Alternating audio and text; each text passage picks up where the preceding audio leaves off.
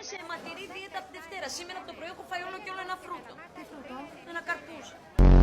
Αχ, Στέλλα, κοίτα. Δεν είναι τρομερό?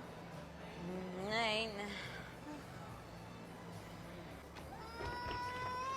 Αυτό που έκανες ήταν απαράδεκτο. Ναι. Μη μου ξανακλείσει εμένα το τηλέφωνο, γιατί θα σε πάρει και θα σε σηκώσει, κατάλαβες. Αμέ. Θα μου γυρίσει καμιά ώρα το μάτι και θα δεις έναν αλλιώτικο, Νικό. Οκ. Και άντε μου και στο διάολο. Πάω. Σωτήρη, μη φεύγεις. Σωτήρη, γύρνα πίσω. Πού πας αυτά τα χάλια. Σωτήρη, γύρνα πίσω, θα φαρμακοθώ.